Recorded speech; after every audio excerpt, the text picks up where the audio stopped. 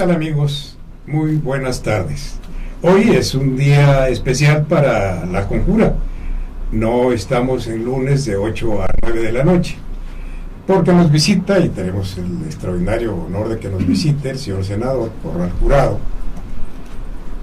senador por el estado de Chihuahua, con una extraordinaria trayectoria que personalmente quiero decirle que admiro.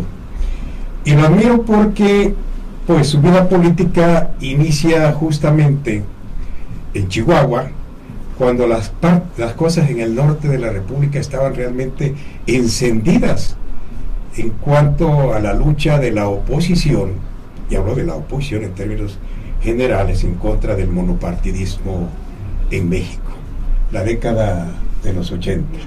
23 años contemplan al senador Corral, desde que inició su vida política allá en 1992 como diputado local, pero previamente la lucha por la alcaldía con el senador Francisco Barrio. Bueno, senador fue después, pero él fue gobernador, sí, pero antes fue alcalde de Ciudad Juárez.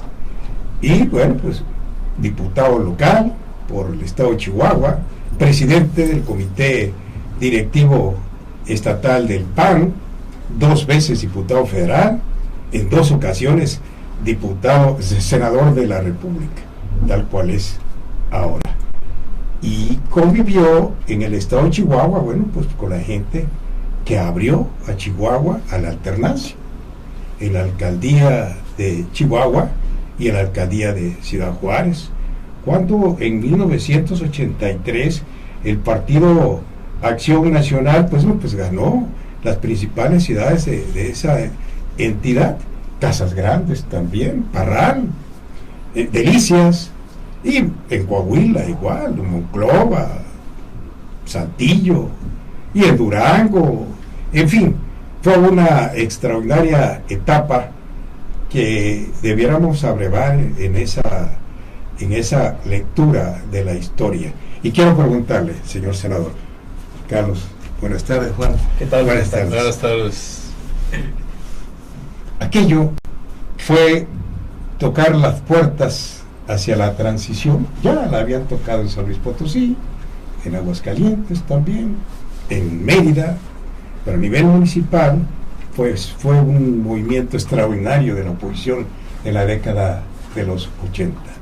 ¿Estamos viviendo todavía esa transición? ¿Corremos el riesgo de una restauración? Bueno, Alfredo, realmente qué importante es recuperar esa época que agitó al norte del país, y con el norte del país en muchos sentidos se agitó México.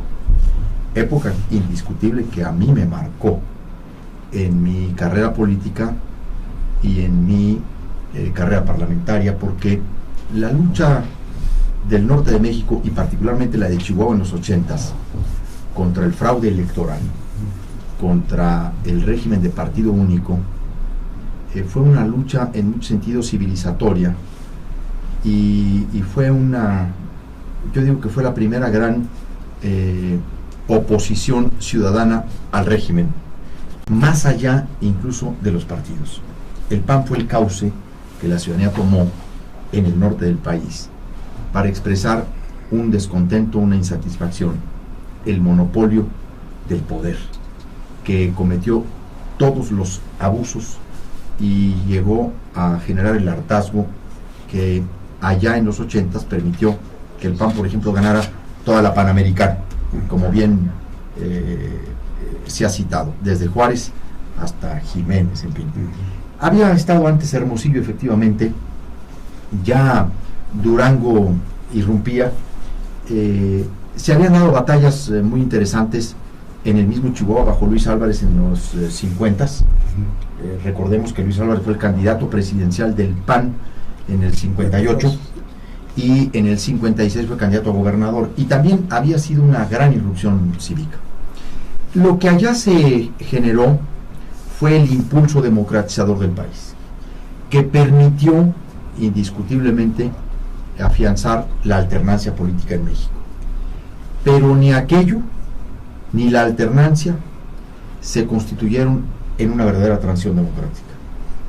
En realidad creo que eso deberíamos de asumirlo con toda franqueza, no terminó en lo que una transición política debe de concluir, que es el cambio de régimen político, la instauración de no solamente las instituciones democráticas, sino de los controles de las instituciones que impiden que eso tenga una regresión o una reversión, que es precisamente lo que yo creo que está pasando en el país. Estamos viviendo una enorme regresión política en muchos sentidos. Hay un vaciamiento de la democracia. Creímos que la sola alternancia de un partido en el poder iba a generar cambios virtuosos en muchos frentes, y nos hemos dado cuenta que no solamente no ha resultado así, por el contrario, hoy vuelven a estar amenazadas muchas libertades políticas. Un partido de Estado que quiso ser sustituido o eliminado, en realidad ha sido acompañado de otros 2 partidos de Estado, en lo que está terminando el sistema de partidos en México. Muy bien. Sí, sí, Javier, bienvenido. Gracias, a nuestro programa La Conjura, y sobre todo muchas gracias por la conferencia que les acabas de dar a nuestros jóvenes alumnos de la universidad. Y en este contexto hablaste de un tema muy interesante, que es el derecho de réplica, lo que se acaba de autorizar, de aprobar más bien en el Senado de la República. Hacías observaciones muy interesantes con respecto a la conformación de este derecho de réplica y lo que requiere el país. Pero quizá lo que destaca más en tu trayectoria pública, aparte de tus inicios en el periodismo, has sido un hombre de la comunicación en tu estado, has tenido incluso premios nacionales de periodismo, sí, y sigues escribiendo tu columna que se publica en Excelsior, me parece, los martes. En el Universal, sí. En el Universal. Y eres un hombre con mucha presencia pública a nivel nacional. Fuiste candidato a la dirigencia nacional del Partido Acción Nacional en este proceso interno que acaba de concluir hace varias semanas, y vimos ahí unos planteamientos muy interesantes de lo que debe volver a ser el Partido Acción Nacional. Sin duda se vio también una cargada muy fuerte a favor, sí, de Ricardo Anaya. ¿Cómo viviste este proceso? ¿Qué te parece desde tu perspectiva como hombre de la vida pública, que has participado de varias maneras en la vida social de México? ¿Qué te parece que hay que hacer en el PAN? ¿Qué pretendías tú siendo presidente del PAN?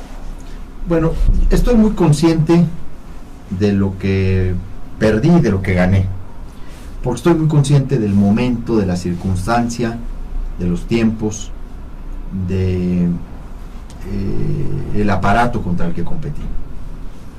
Eso me permite aquilatar, yo digo que pues con cierta tranquilidad, sin sobresaltos, un resultado que fue muy adverso para nosotros, pero que realmente lo que buscó fue identificar qué tanto de ese PAN que nosotros queremos recuperar existe en términos reales en el país, y qué tanto de ese panismo comprometido con las razones originales, los motivos originales que nos convocaron, están ahí, están vivos.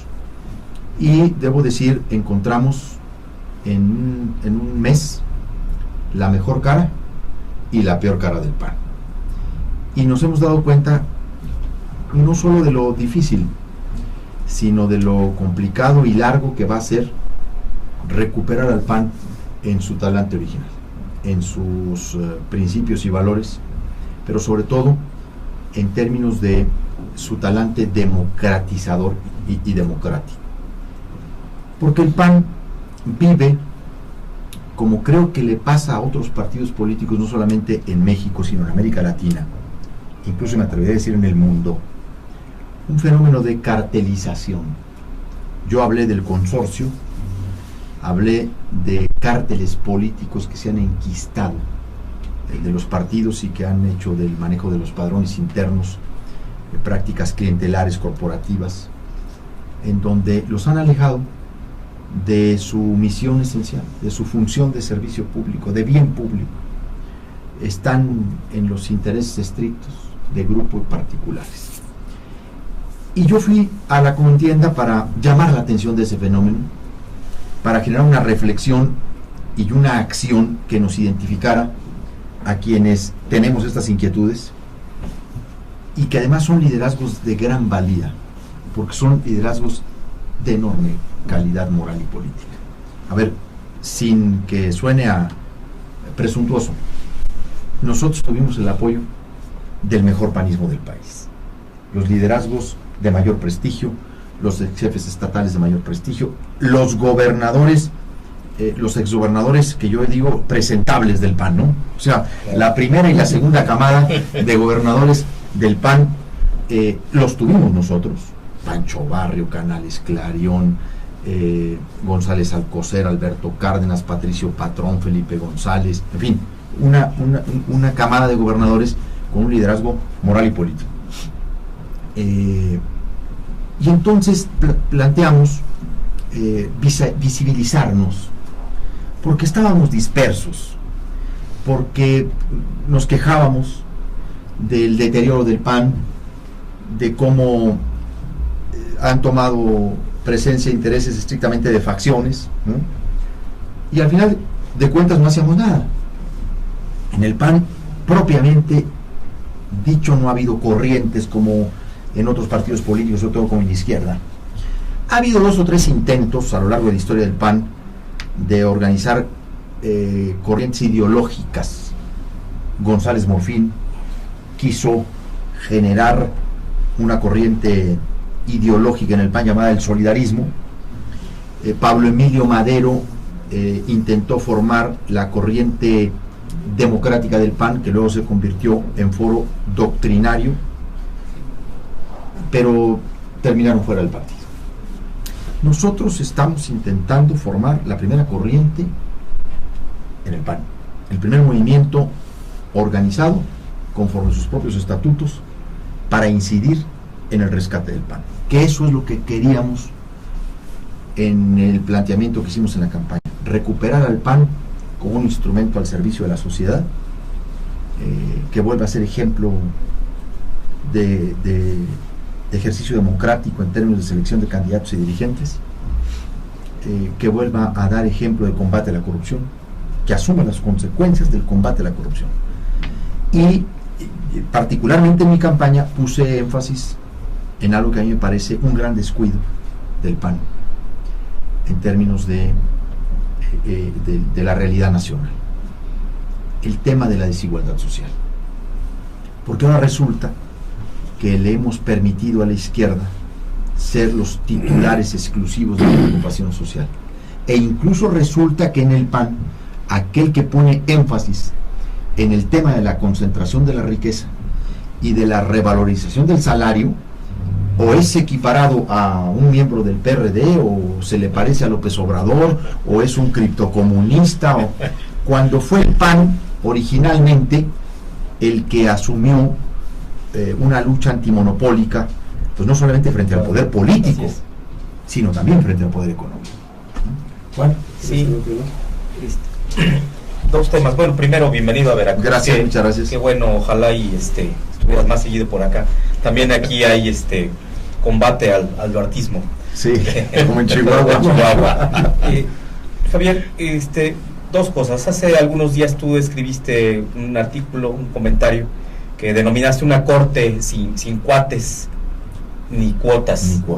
Este fenómeno de ocupar las instancias responsables de impartir justicia, que paulatinamente se van llenando de políticos sin trayectoria, sin mérito, originalmente, y también te ganó un gran reconocimiento que no te sumaste al coro a favor de Medina, pues porque tampoco tiene los méritos, y es más, organizaciones civiles, personalidades reclamaron el nombramiento que recayó en su persona, y que por cierto la Corte ahora acaba de poner nuevamente en discusión. ¿Cuál es tu punto de vista? Porque esto involucra a los partidos, ocupar la Corte para que se refugien ahí quienes no tienen otro espacio, y que finalmente acaba correspondiendo con lo que tú mencionabas hace un momento en la conferencia, esa transversalidad de la corrupción que atañe partidos, empresarios, etcétera, etcétera. Yo tengo una gran preocupación por la forma en la que se pretende renovar 2 lugares en la Suprema Corte de Justicia de la Nación.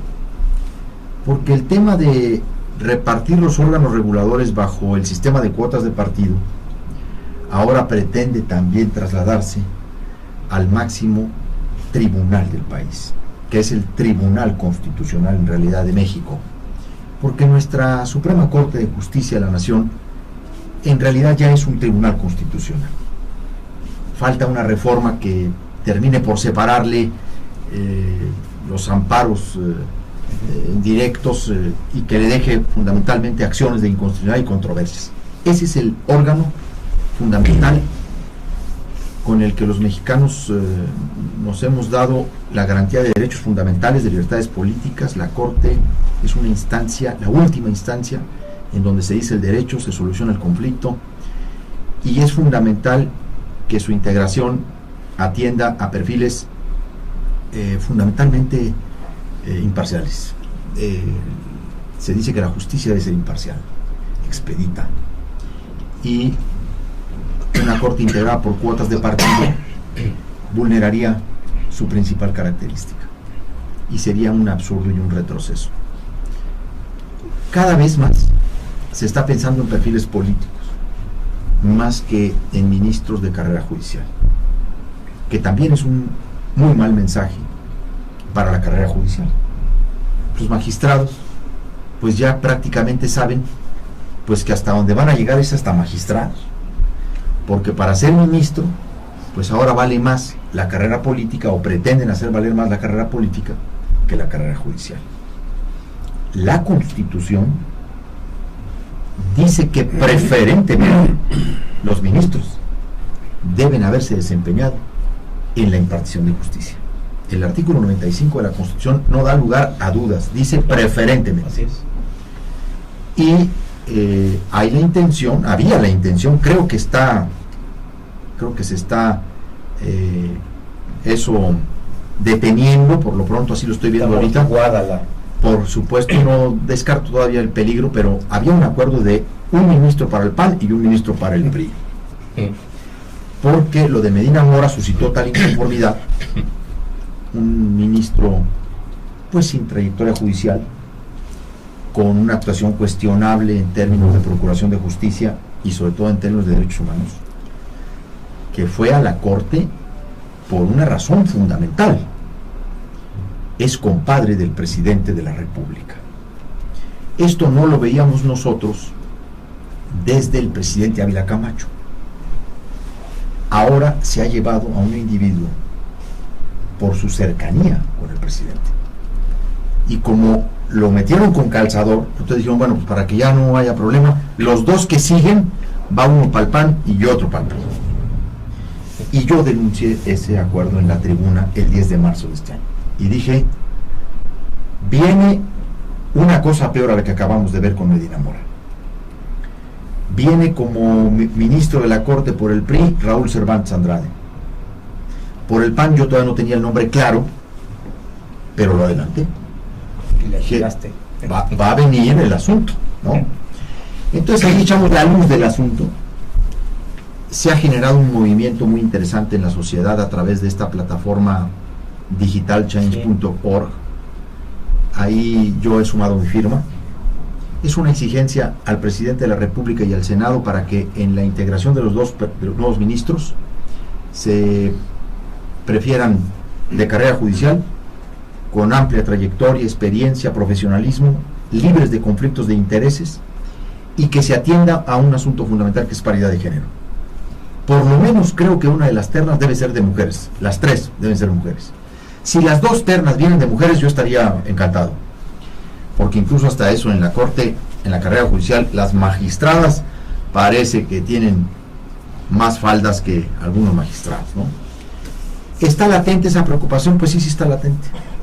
Yo sigo viendo a Cervantes visitar el Senado de la República, veo pronunciamientos sí de que no vamos a ir a partizar a la corte, pero todavía no se dice este y este no. Entonces, pero creo que vamos para allá.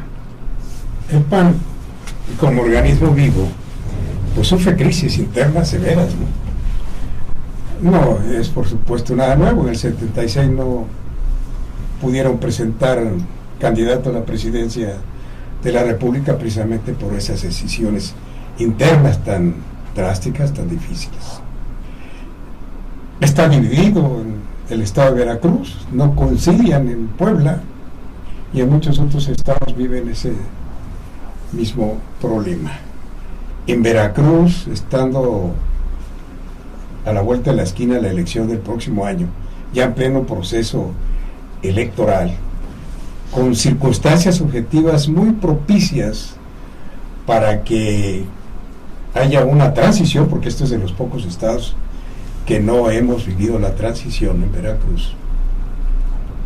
Vemos que el único partido de oposición con estructura, con auténtica vocación oposicionista, es el PAN. Pero también observamos que va a ser muy difícil, aún con esas condiciones que están allí, parecieran que con la mesa puesta, será difícil para el PAN no conciliarse al interior para lanzar una candidatura de unidad. Porque si bien el Partido de la Revolución Democrática en el Estado está totalmente entregado al gobierno de Veracruz, en el PAN mismo, aquí en Veracruz, hay elementos que han tenido puestos directivos que han estado conciliados con el gobierno de Veracruz. Y he allí el gran problema de una elección en donde, bueno, pues si el PRI logra unificarse, puede volver a ganar, porque una de las estrategias es precisamente tirar la pelota contra el adversario político más fuerte, en este caso el PAN, pues para dispersar justamente cualquier actitud competitiva del PAN en Veracruz. Podrán conciliar acá en Veracruz y en Oaxaca, pues cuando Javier Corral fue delegado, pues se ganó con CUE en la coalición PRD, Movimiento Ciudadano, Convergencia y PAN. Se ganó, pero no aparece mucho el PAN allá. Y aquí, bueno, pues es el que está dando la pelea. La podrá dar el próximo año. Bueno, habría que sumar un elemento antes de contestar esta pregunta a esta descripción de la realidad veracruzana y de la perspectiva que aquí se puede plantear, porque también hay un elemento adicional. Aquí también se quiere disfrazar de independiente a un personaje cercano al gobernador, porque ahora los gobernadores priistas también lo que van a hacer en todas estas... Expanista, por cierto. Sí, y efectivamente, en todos estos variables que se están manejando para atomizar a la oposición o mantenerla atomizada, también la variable de independientes se va a manejar con el propósito de dispersar, ¿no? Ya se está pensando algunos gobiernos en independientes con ese propósito. Bueno, el PAN tiene en Veracruz, como creo que no las ha tenido en los últimos 10 años, las mejores condiciones para entrarle a un relevo en el gobierno estatal. El gran reto, pues no solamente es la unidad, el gran reto es ¿para qué quiere el PAN ganar Veracruz? ¿Para qué quiere el PAN volver a ser un gobierno estatal o tener un gobierno estatal en este estado? ¿Cuál es la propuesta programática que con sentido de justicia le va a dar sentido a la búsqueda del voto? ¿Cuáles son los compromisos que se quieren hacer. Para que en función de eso se puedan determinar dos grandes decisiones.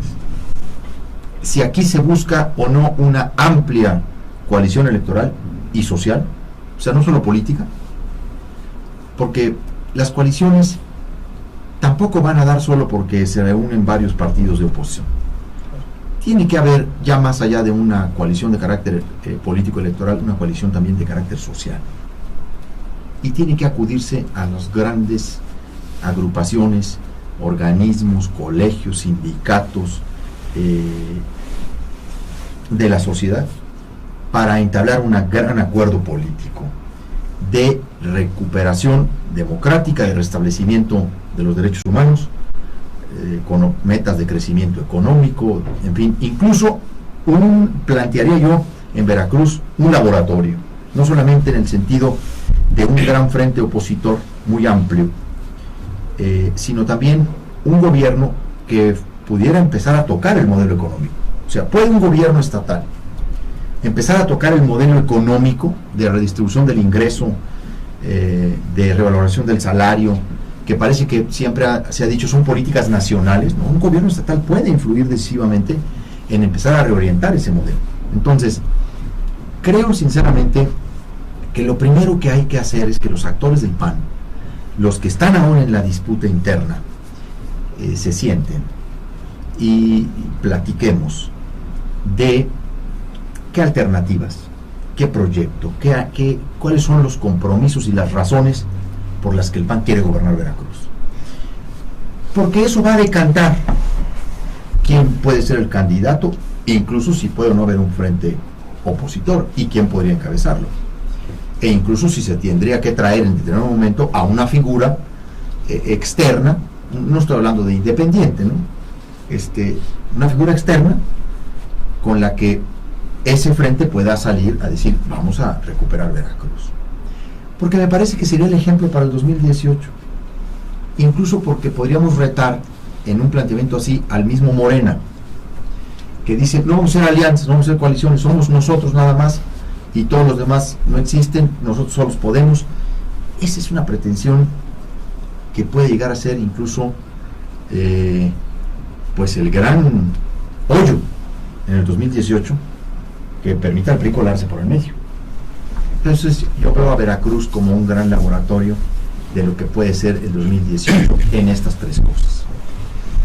Si el PAN no es capaz de superar el espíritu faccioso o de los grupos, si aquí no son capaces de ponerse de acuerdo para ganarle al PRI,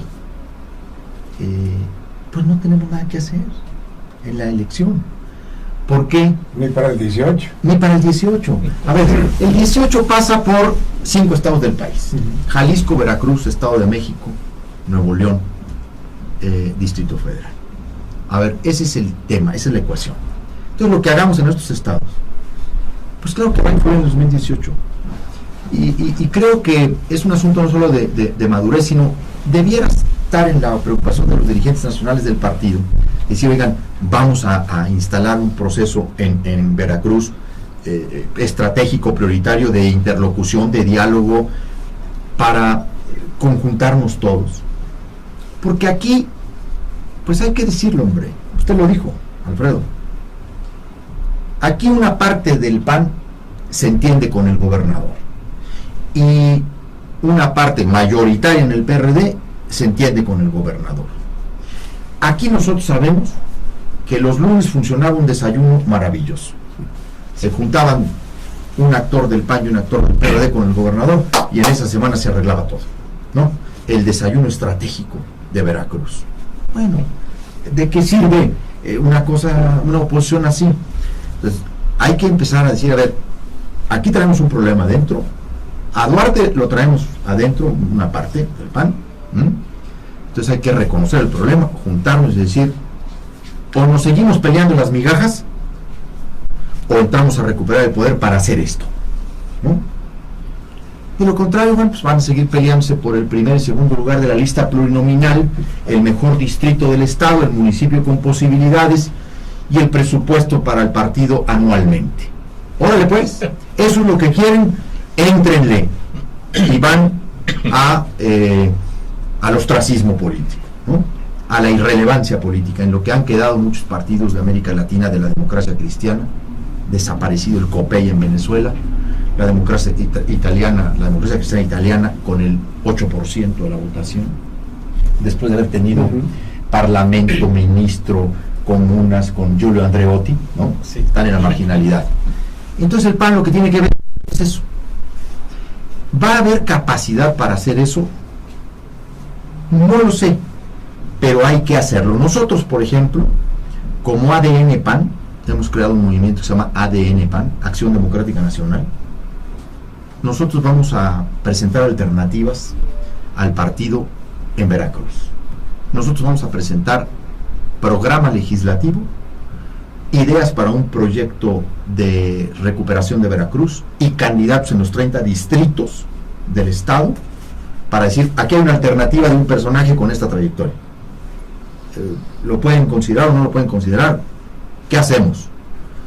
¿Cabemos todos o no cabemos? ¿No? Entonces, eso es lo que pienso de Veracruz, pues con el respeto y la distancia con la que yo tengo que hablar de Veracruz, ¿no? Porque pues siendo de Chihuahua debo tener también cierto margen en estas cosas, ¿no? Bueno, muy bien, Javier. Realmente has hecho una radiografía muy puntual de la situación que vive tu partido en Veracruz, ¿no? Los que de alguna u otra manera le damos seguimiento al movimiento político que se da en nuestro estado, vemos justamente lo que tú señalas: sectarismo, operación dentro del Partido de Acción Nacional a favor del gobierno, que se reparten las migajas y que les falta esa definición que tú estás señalando con mucha tigencia, ¿no? La propuesta. Hasta ahora no hemos escuchado una sola propuesta de los candidatos o los suspirantes a la candidatura del Partido de Acción Nacional. Todo se está centrando de alguna manera en encarnar la oposición a un gobierno infame que tenemos los veracruzanos, señalado por todos nosotros, ¿no? Como un gobierno corrupto, un gobierno que no ha hecho nada por nuestro estado, y que tenemos ya 11 años viviendo en una situación de verdadera emergencia en Veracruz. Como bien decía Alfredo, Partido de Acción Nacional representa la posibilidad, quizás la única en este momento, de la alternancia en Veracruz de la que nunca hemos gozado. Y entonces la propuesta de tu grupo político, ADN, que señalas, yo creo que va a ser muy interesante en el sentido de recuperar, para recuperar Veracruz en este caso, y teniendo como principal actor al Partido de Acción Nacional, primero tendría que recuperarse el PAN, sí, porque hay muchos conflictos internos y hay muchas circunstancias que hay que sentarse, como tú dices, a consensar esas diferencias que se están señalando. Extrapolado este asunto de Veracruz a nivel nacional, ¿cómo ves el proceso que se está viviendo en el país y que va a concluir sin ninguna duda en el 18? Tú hace un rato mencionabas en la conferencia con los alumnos de la universidad algunos de los principales problemas del país. Señalabas la corrupción, que parece que es endógena en todos lados, ¿sabes? La impunidad, el hecho de que este nuevo instrumento que se acaba de legislar, el derecho de réplica, no contemple lo que está demandando la ciudadanía. ¿Cómo ves el proceso nacional con rumbo al 18, Javier? Yo creo que el país vive un momento, como lo dije en la conferencia ante los estudiantes del instituto, muy delicado, porque pues se suma a la corrupción política y a la impunidad, una nación donde persisten exclusiones brutales, desigualdad social escandalosa, y en donde el modelo va siendo cada vez más concentrador de la riqueza en unos cuantos y la exclusión de la gran mayoría. Todo eso es una mezcla muy fuerte. Se le agrega el cinismo político de una clase que una clase política que no está ni siquiera registrando la protesta social. O sea, el spot con el que Peña Nieto, el gobierno sale, ya chole con tus quejas, no es más que el signo inequívoco de un gobierno que se volvió cínico y que decidió transitar el resto del sexenio con el carro abollado por todos lados y dijo, bueno, yo con este carro abollado le sigo. Y claro, puso de chofer a Manlio Fabio Beltrones porque ese sabe andar en la montaña y en todo terreno, en fin, ¿no? Ahora, el asunto es, este país que tiene esta realidad necesita un gran acuerdo para el 2018 entre las fuerzas democráticas del país. Y permítanme decirlo aquí, cuando yo hablo de un frente amplio, hablo de un frente amplio. Yo no excluyo la posibilidad de Andrés López Obrador, porque sería un error creer que a tercios la elección, y sobre todo con el intento que traen a nivel nacional y a nivel nacional. No, a nivel nacional y local. Porque al final de cuentas, cuando yo hablo de Veracruz como un laboratorio, y pienso en Chihuahua también, que es mi estado, que también va a ese proceso, digo, a ver, si hacemos compromisos claros de transición, de cambio de régimen, que pasa por el Congreso, el cambio de régimen pasa por el Congreso. Claro. No hay cambio de régimen sin Congreso. Así es. Y obviamente cuando pienso en un gran acuerdo nacional, en un gran frente opositor, para recuperar la república ante la restauración autoritaria, planteo pues una reforma a la Constitución, una nueva Constitución. Eso solo se logra mediante la mayoría calificada en ambas cámaras del Congreso. Alternancia en el Congreso. Mayoría en el Congreso de la oposición para que el nuevo gobierno tenga una base para reformar o hacer la nueva Constitución que requiere el cambio de régimen político en el país. O sea, y no estoy hablando incluso de darle reversa a las reformas, eso es muy importante, porque cuando yo planteo incluso la posibilidad del Obrador, lo planteo con las reformas estructurales actuales, por lo menos en su base constitucional, revisables en sus leyes secundarias, porque yo creo que las reformas constitucionales no están tan mal. Lo que me parece es que han sido muy mal aplicadas, muy mal legisladas en lo secundario, falta de controles, en fin, una serie de cosas, pero esa sería una de las grandes definiciones, por ejemplo, que tenía que tomar López Obrador, ¿no? O sea, ¿qué hace con las reformas que tiene el país, no? Pues ni modo que diga, no, pues las voy a echar para atrás, no hay posibilidad alguna, sí, pues, pero si las reformas se dicen, bueno, vamos a aplicarlas correctamente, ese es otro cantar. Bueno, pienso en el 2018 en un gran frente, en donde incluyamos en el diálogo al propio López Obrador y decir, vamos a hacer estos compromisos. Y el que se comprometa con 7 puntos, entrémosle a cambiar el régimen político y a ganarle al régimen autoritario la elección y no vayámonos a una elección de tercios, o lo que sería peor, con el engatusamiento de los independientes, decir una elección de cuartos, en donde va el PRI con su verde, Y con Morena por su lado, PAN, a lo mejor PAN PRD, no sé, más Movimiento Ciudadano, quizá, y un independiente ahí. El Bronco. Bueno, quién sabe si el Bronco, pero algo parecido van a sacar. Creo que lo va, incluso yo creo que esa idea no le disgusta tanto al gobierno, ¿no? Atomizar a la oposición. Claro. En el 2018, a ver, en el mayor momento de desprestigio político del gobierno, echa añicos la imagen del presidente con el 50% de la opinión favorable. El PRI y el Verde tuvieron mayoría en la Cámara de Diputados. La Casa Blanca, Ayotzinapa, Tlatlaya, las ejecuciones de todo lo que le quieran poner, se llevaron la elección intermedia y son mayoría en la Cámara de Diputados. Bueno, nos van a recetar de nueva cuenta ese mecanismo y puede ganar el PRI la presidencia de la República con el 30% de los votos o con el 25% incluso. Bueno, si eso no somos capaces de verlo todos desde ahora, sería un absurdo. Entonces, ¿yo qué quiero hacer? Yo quiero influir decisivamente para generar un diálogo en donde nadie quede excluido y no excluyamos a nadie de entrada, porque incluso necesitamos acabar con que de este lado el peligro para México y el loquito que va a destrozar la economía, porque también el otro no se va a mover, todos los demás somos pandilleros, empleados de la mafia del poder y todo. Entonces, mientras sigamos en eso, pues no va a haber posibilidad de nada.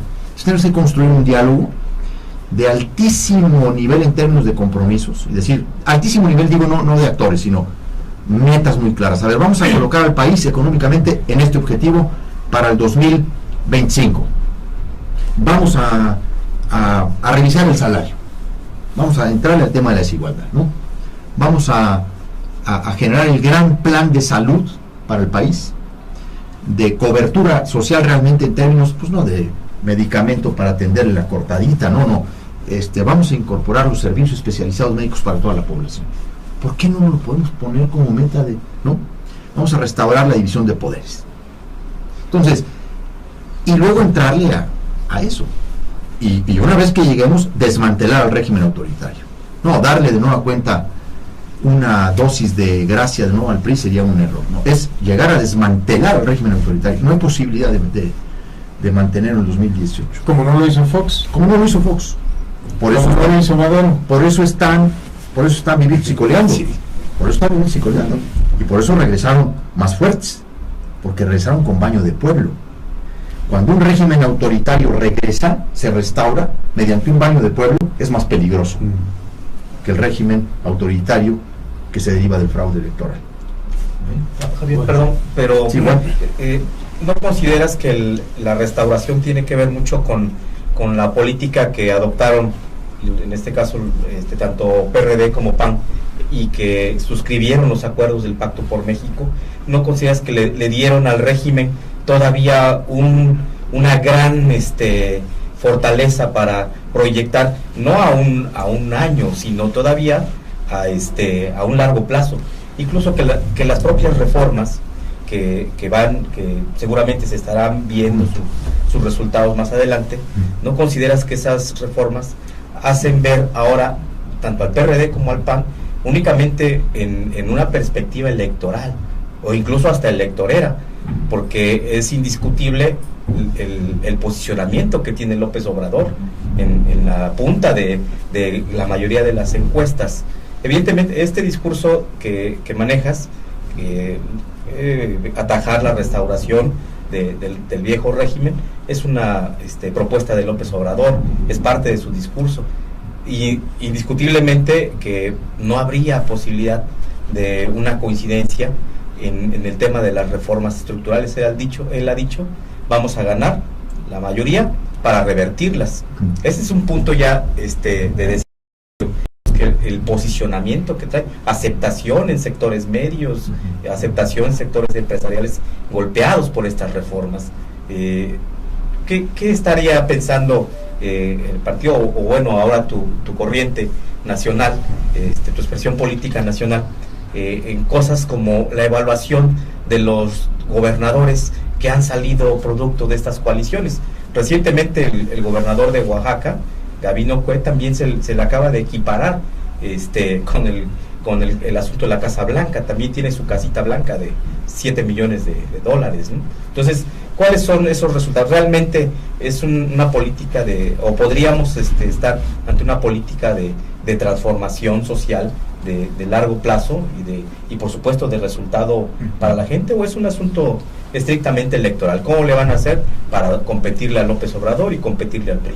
A ver, yo creo que no se trata de una competencia electoral, porque a lo mejor en esa competencia electoral vamos a suponer, sin conceder, que López Obrador gana la elección, sin acuerdo político, sin un pacto realmente social, político y económico, no va a haber cambio de régimen. A ver, centrémonos en el Congreso. Si las fuerzas políticas que hoy participan se reflejan tal cual en el Congreso mexicano en 2018, no hay posibilidad de viabilidad del gobierno que llegara a ganar López Obrador. Yo estoy planteando una cosa más allá. Seguir pensando que el país tiene remedio a partir de un carisma o de un personaje central es una apuesta equivocada. Y también es una apuesta equivocada decir que las reformas no sirven. Porque ya cuando gobiernas, te enfrentas a la realidad. Decía Carlos Castillo Peraza que cuando uno está en la oposición, está en el cielo. Pero cuando uno está en el gobierno, está en la tierra. Estas reformas no son tan malas como se dicen en la parte constitucional. Varias de ellas son reformas buenas. Yo, por ejemplo, prácticamente voté todas las constitucionales, con excepción de la energética, no porque esté en contra de la apertura, sino porque estoy en contra de la apertura indiscriminada y sin controles, o sea, sin mecanismos de combate a la corrupción, ¿no? Había primero que limpiar y luego abrir. Abrimos y va a quedar en manos de nadie. ¿Quién sabe de quién va a quedar? Bueno, o más bien sabemos en manos de quién va a quedar. Ahora, más bien. Ahora se está viendo, ¿no? López Obrador tendría que ser muy cuidadoso con el tema de las reformas si quiere gobernar. Si quiere gobernar. Porque ahí hay un andamiaje constitucional que bien aplicado le puede dar al país, le puede dar mucho al país, puede ser muy provechoso. A ver, la reforma en materia de competencia económica, que la va a revertir, la de telecomunicaciones la va a revertir, la reforma educativa la va a revertir. Eso era un error gravísimo. El problema es que sigue enfatizando toda esta tesis del peligro para México. Cuando sale con un planteamiento como el de la CENTE en Oaxaca, dices tú, qué barbaridad. Entonces él mismo, ¿verdad? Entonces ahí hay un problema muy serio, ¿no? Que tenemos que revisar. Yo no estoy planteando la sobrevivencia del régimen de partidos. El régimen de partidos, si quiere sobrevivir, va a tener que transformarse. Si no, se van a ir a irrelevancia política, incluidos nosotros. A ver, eso no es el tema. La solución incluso va a trascender a los partidos en el 2018. Los va a trascender. Y tenemos que ser capaces de forzar a los partidos a entrar en esquemas distintos. Por eso yo no me niego a incluir en ese Frente Amplio a todos. Sería un error pensar que no le van a juntar un independiente y no van a reforzar otras fuerzas. Claro. Pero claro, o sea, sería un error pensar que puede por sí mismo, por favor. Y nadie pasa del 8 al 50. También seamos cuidadosos con esos cálculos que luego terminan alentando al que nosotros somos los únicos, los puros, todos los demás están podridos y no vale nadie. Ese discurso es autodestructivo, ¿no? Se trata del rescate de la república para ver si alguna vez México puede ser república. Perdón, coincidirías más con Cárdenas, diríamos, en este planteamiento. Sin duda mucho más con el ingeniero Cárdenas, sin duda. México nunca ha sido propiamente una república. Digo, está en la Constitución, pero nunca se ha concretado en la vida institucional de México lo que es una república, en ninguna etapa. El federalismo mexicano nunca ha existido como tal. Tenemos dos conceptos que están ahí en 200 años de constitucionalismo mexicano, pero absolutamente incumplidos. Se trata pues de instaurar la república para la democracia, en la libertad, y creo que lo podríamos hacer. A lo mejor es un sueño guajiro, pero no hay que renunciar a ello. No, claro. Así transitó Chile a la democracia, así transitaron otros países, España, así lo hizo incluso la Argentina, que venían de dictaduras, ¿no? En fin, pues creo que ha sido provechoso lo que hemos platicado. Absolutamente, señor senador. Sociedad 3.0 le da las gracias. Como ven ustedes, la conjura no siempre es destructiva, aquí también se construye, y además aquí en la conjura lo único que hacemos es transmitir o tratar de la interlocución entre sociedad, gobierno, actores políticos, etcétera, de analizar la realidad tal cual es, con conceptos, porque esto ha sido una exposición de conceptos. Nos enriquecemos de veras, senador Corral, con esta exposición tan extraordinaria. Desafortunadamente no siempre tenemos la visita de un senador, pero vamos a procurar que sea más seguido. Muchas gracias, Carlos. Gracias, Javier. Muchas gracias por la visita. Hasta pronto.